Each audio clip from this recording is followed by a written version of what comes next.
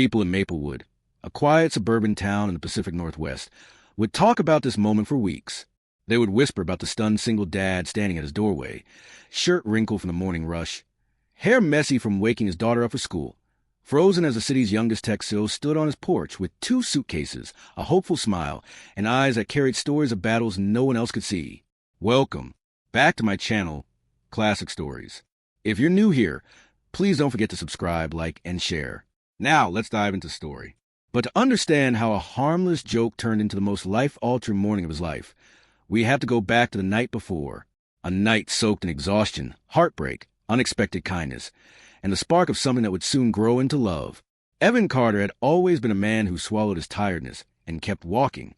Being a single father was not easy, not when he worked double shifts at the auto repair shop, not when bills piled up, not when the loneliness became another shadow that followed him home every night. But for his daughter Lily, 8 years old, bright as a firefly, the last piece of his late wife, he kept going. On that chilly October night, rain tapped against the sidewalks of downtown Seattle. Evan walked with Lily sleeping on his shoulder, her head resting on his jacket, her tiny arms wrapped loosely around him. The bus stop was nearly empty. Just a streetlight flickering above and a woman in a dark navy blue business suit sitting alone on the bench, heels off, bare feet on the concrete, her hair falling out of a bun, her face tilted toward the sky, as if asking the clouds why everything had to fall apart at once. Evan didn't notice her at first. He sat down gently, trying not to wake Lily. Only when her soft sniffle cracked the silence did he turn. Her eyes were red, not from the cold, but from crying. She wiped her cheeks quickly, pretending she wasn't falling apart. Her phone vibrated nonstop beside her, screen glowing with messages she refused to open. "You okay, miss?" Evan asked. She inhaled deeply, forcing her voice not to break. "I don't have anywhere to go tonight." Evan should have minded his business. He had his own problems. But exhaustion made people honest, and he found himself offering a weak smile. "Well, you can move in with me. My couch is free," he joked lightly. She let out a cracked laugh. Quick, surprise, but real. And for that moment, Evan felt oddly proud. He didn't expect her to remember. He didn't expect anything at all. He shifted Lily on his shoulder and walked home in the rain, forgetting the stranger at the bus stop as the night swallowed him.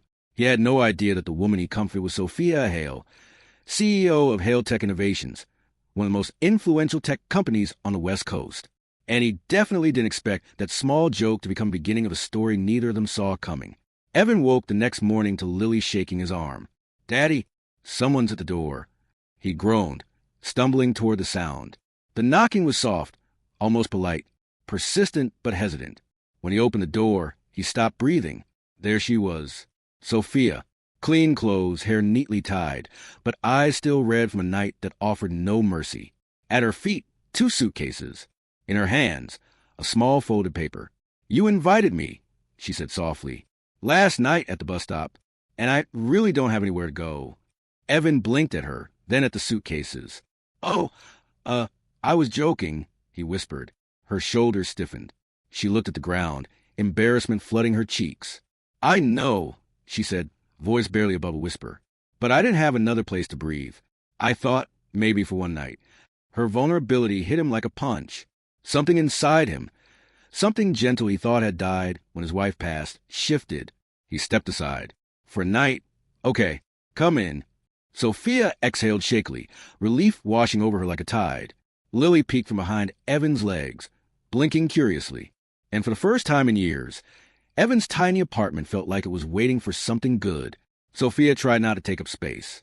She placed her suitcases neatly in a corner, removed her shoes immediately, and offered to help with breakfast before Evan could even protest. Lily watched her with fascination, like Sophia was a princess who had gotten lost on her way back to her castle. By evening, Sophia had found her place in the little apartment as if she'd lived there for years. She sat on the floor with Lily, teaching her to fold paper boats. She helped with fractions, laughing when Lily insisted the homework was wrong. Evan watched from the kitchen doorway, feeling something unfamiliar, warmth, a home that wasn't lonely. During dinner, Sophia finally spoke about what broke her. Her board had betrayed her. They were forcing her out, claiming she was unstable, unfit, emotional. Someone leaked false documents, framing her for financial misconduct. Her assistant, the only person she trusted, was involved. Her voice trembled, but her posture remained proud. I just needed one night where no one wanted anything from me. Evan didn't push. He didn't ask questions. He simply listened. And for Sophia, being listened to without judgment, without agenda, was something she had not felt in years. For the next few days, an unexpected rhythm settled into the apartment. Sophia cooked breakfast, surprisingly well. Evan fixed a drawer she broke accidentally.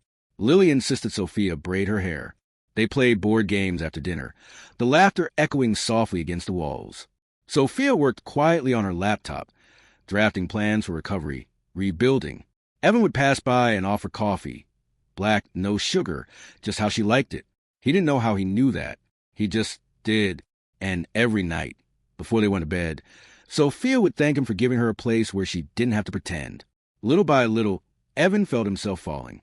Not for her money, not for her power, but for the way she knelt to tie Lily's shoelaces, the way she washed dishes beside him, humming softly, and the way she looked at him, not like a mechanic or a single dad, but like someone who mattered.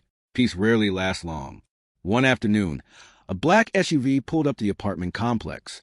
A man in a tailored suit stormed out, his anger echoing before he even reached the door. He shoved his way inside. Sophia, what the hell are you doing? We need you at the office. You're embarrassing the company.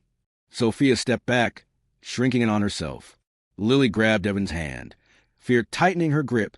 The man's voice rose. Get your things. Now, or the board will remove you permanently. Evan didn't even think. He stepped between them. Back off, he said, voice calm but firm. You don't get to talk to her like that. The man scoffed.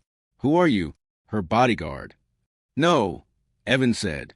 Someone who won't let you bully her. The hallway fell silent. The man clenched his jaw, humiliated, and stormed out. Sophia sank onto the couch, tears slipping down her cheeks. Why would you stand up for me? She whispered. Evan sat beside her. Because someone should. And for the first time, she leaned into him, not as a CEO, not as someone strong, just as a woman who needed someone to be on her side. Weeks passed. Sophia began rebuilding her company from Evan's tiny kitchen table. Her laptop, his coffee mug, Lily's crayons scattered aside. It became their unofficial headquarters. Evan found himself laughing more, talking more, healing more. And Sophia found something she had never allowed herself to have. Comfort, safety, a family. One night, while washing dishes together, she whispered, No one has ever cared for me without wanting something in return. Evan turned, water dripping from his hands. I don't want anything, he said softly. Just you to be okay. Her breath hitched. She placed her hand on his. The warmth between them lingered, quiet but undeniable. When the board realized Sophia wasn't returning willingly, they crossed a line. They froze her accounts, locked her out of every company system, leaked false rumors to the media, calling her unstable, irresponsible, unfit to lead. Reporters camped outside Evan's building.